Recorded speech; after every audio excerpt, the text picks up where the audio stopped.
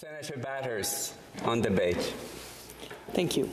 Honourable Senators, I rise today to speak to the second reading of Senator McPhedran's Bill S-222, a bill that would lower the federal voting age in Canada from 18 to 16 years of age. Senator McPhedran has been a committed advocate of this proposed electoral change, having promoted several different iterations of this bill since 2017. I commend her for her determination and her passion for involving young people in the democratic process. However, I do not agree that the age for the very serious democratic act of voting should be lowered, nor that lowering the voting age will have the intended outcome Senator McPhedran is hoping to see. 18 is generally recognized as the age at which a person achieves maturity under the law. That is why, for example, there is a separate statute, the Youth Criminal Justice Act, for dealing with criminal charges for youth between the ages of 12 to 17. This is also why teens under 18 are forbidden from purchasing alcohol or cigarettes. Most tattoo parlors will not ink a young person under 18 without parental consent, and in some cases without the parent being physically present. For many facets of life, Canadian legislatures have determined that an age minimum of 18 is appropriate for independent decision-making. The age of 18 is a reasonable natural minimum for allowing young people to make independent decisions about serious or legal matters. This age tends to coincide with the end or near end of high school. For many young people, this is the age at which they will begin to separate physically from their parents and homes to attend post-secondary education, training, or jobs.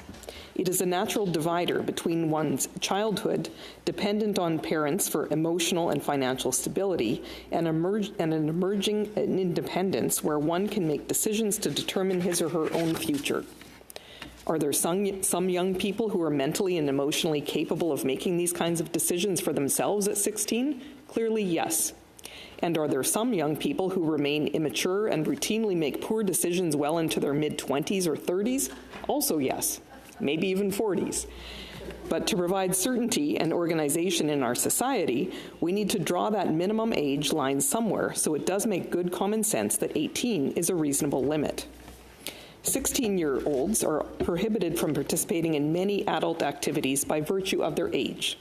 In many provinces, including my province of Saskatchewan, they are unable to drive without conditions. They cannot buy cannabis, or as I already mentioned, alcohol or cigarettes. 16-year-olds cannot sign a legal contract.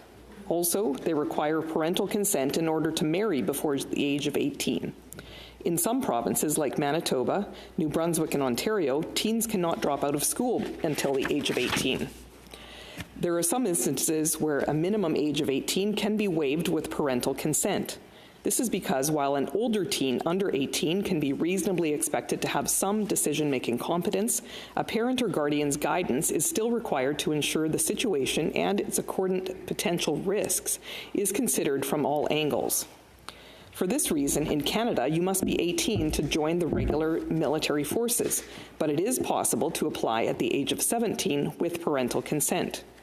Senator McPhedran argued here that teens can join the military reserve forces at 16, again with parental consent. Yet even then, as Senator Patterson clarified during the debate in this chamber, that 16-year-old would be restricted from actually fighting in combat. Senator McPhedran also cited 16 and younger as the age for joining military cadets. Youth can become military cadets as young as 12, but again, they require parental consent if they are under the age of 18. Furthermore, just because a child can join military cadets at the age of 12 certainly does not make them competent to determine the best course of action for the future of the country through voting. The fact of the matter is, we need to establish a minimum age at which Canadians can vote. For the vast majority of capacity-dependent decisions, that age is 18, and when it is lowered to 16, it is usually only with parental consent. If capacity is the pivotal issue for determining voting age, it is pretty clear that the age of 18 is superior to that of 16. Senator McPhedran spoke at length of the difference between neurological tasks requiring cold cognition, decision-making that can take place in the absence of emotion, versus so-called hot cognition, or processes whereby emotion affects decision-making adversely. Senator McPhedran argues that voting is a cold cognition activity and that therefore 16-year-olds are capable of that level of decision-making. I actually don't agree that voting is not a task influenced adversely by emotion. We vote often in this chamber, honourable senators. Can you honestly say that your vote has never been influenced by your strong emotions on a given issue? We certainly aren't robots. Marcus Roberts, a senior researcher at the Maxim Institute in New Zealand, described the research this way, quote, "Other studies suggest that one cannot so neatly divide adolescent decision-making in this way between hot and cold cognition. Our brains develop unevenly. Our socio-emotional system, rapid automatic processing, matures around the age of puberty, but our cognitive control system, deliberative, controlled, and reflective, does not mature until our mid-20s. Thus, although teenagers have the capacity to make rational and intelligent decisions, it is unwise to conclude that they always make decisions using the same cognitive processes that adults do. By way of contrast, adults are more able to resist social and emotional influences and to make better decisions when the stakes are high," unquote. One could argue that when it comes to voting, essentially setting the direction for the governance of the nation, the stakes couldn't be higher. I think the best cognitive parallel for the act of voting would be the ability to sign legal contracts. Essentially, when an elector votes in a federal election, he or she is hiring someone to represent their interests in Parliament. Cognition for an 18-year-old is superior to that of a younger teen. Clearly, this is why the legal age for signing contracts in Canada is the age of majority, which is 18 in some provinces, 19 in others, rather than a younger age of 16. As I have noted here before, former NHL #1 draft pick and still very young pro hockey sensation Connor Bedard was only 17 years old when he was faced a few years ago with signing his first NHL contract. Thus, his dad had to sign his first contract for him. Teens are at a disadvantage when making this type of decision because their cognition tends to favor the immediate moment rather than the long-term view, potentially without adequate consideration of eventual consequences or alternatives. And if those decision-making skills continue to develop until a person is in their mid-20s, some may argue it would be better to raise the minimum voting age, not lower it to 16. Perhaps this is why the Constitution sets the age of 30 as a minimum for appointment to this chamber, honourable senators, and the minimum age to run to be a member of Parliament is 18. It only makes sense that the people who elect that member of Parliament would have to be 18 as well. Another consideration seems to be that any democratic gain made from allowing youth under 18 to vote seems to be modest. When a 16 or 17-year-old is given the vote, they may indeed be more likely to vote while they still live with their parents and are not yet independent. Although evidence is somewhat limited, studies have shown that enthusiasm tends to fade as those voters age. A study conducted in Austria, for example, showed that 16 and 17-year-olds who were able to vote initially voted at a rate of 65%, while only 5 years later, that rate had declined to 60%, well under the official turnout of 75%. While I do not agree with lowering the voting age to 16, I certainly do believe youth should be encouraged to engage politically. On this, I speak from experience, as I was a very politically interested child and teenager. From a very young age, I watched This Week in Parliament on Saturday nights to stay current on emerging political issues and to see the best question period zingers from Brian Mulroney and his progressive Conservatives. I knew from the time I was 12 years old that I wanted to become a senator one day, and yes, I know that is not normal. And as I grew older, I eagerly anticipated the day when I would turn 18 and be able to vote in my first election. I understood and accepted then, as I believe most kids probably would still agree now, that voting was not something a 14 or 16-year-old was sufficiently competent to do, nor was it something most were sufficiently invested in. In my case, I didn't join the Progressive Conservative Party of Canada until the age of 18. In my first week at the University of Regina at the start of the 1988 free trade election. I volunteered for my local candidates in that election, and I even helped PC Larry Schneider beat Ralph Goodale in that campaign. I was later elected to different youth positions in the Saskatchewan PC Youth Federation and the Federal Progressive Conservative Party. I was a youth delegate at the 1989 and 1991 National PC Party conventions. and I met my future husband, Dave Batters, crossing the street at the Saskatchewan Progressive Conservative Convention in mid-November 1989 in Saskatoon, 36 years ago next week. We were 19 and 20 then.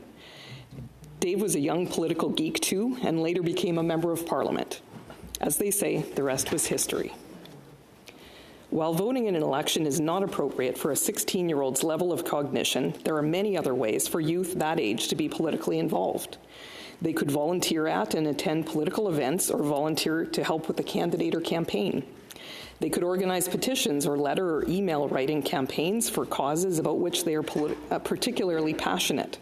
There are lots of opportunities for young people to practice the political arts, including student governance opportunities, councils, mock parliaments, debate clubs, and speech competitions. As Senator Senior mentioned in her speech, many schools run mock election votes, like Student Vote, to coincide with federal elections, for students ranging from elementary school to high school. These exercises give students an opportunity to learn about the major federal parties' political positions, MP candidates, and leaders, and consider what issues are a priority for them. But here's the most important thing. They allow youth to practice political engagement without having to suffer the real-world consequences for their political choices. That is largely the difference between 16 and 18-year-old voters. Your average 16-year-old likely lives with his or her parents, is not responsible for family expenses or bills, and probably doesn't make enough income to pay taxes they won't get all back. They don't have a lot to lose if they make the wrong choice in an election because they don't have a lot of skin in the game. An 18-year-old, on the other hand, is more likely to be making real-world decisions about living arrangements, jobs, and advanced education, and often juggling these competing priorities on a very finite income. The choice they make in the voting booth has a very real impact on their own life and future. Honourable Senators, although we should encourage young people to become politically involved and remain politically involved, it is also important that their political involvement is at an appropriate level for their age. I submit that 16 years old is too premature for the heavy responsibility and the consequences that come with casting a ballot. Simply put, voting is a matter requiring competency, capacity, and maturity. It is for these reasons that I encourage you to vote against Bill S-222 and against lowering the voting age to 16. Thank you. Senator McPhedran. Thank you very much, Your Honour. Senator Batters, would you take a question? Sure. Thank you very much. Senator Batters, did you review the Lortie Commission as part of what you were using for preparing your speech? I realize you didn't quote it, but I wanted to ask whether you had reviewed it. Senator Batters. No, I did not.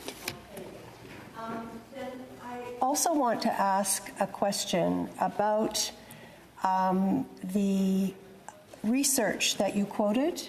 I believe you said it was an Austrian study that demurred on the widespread consensus that 16 and 17-year-olds are well-equipped and qualified to vote.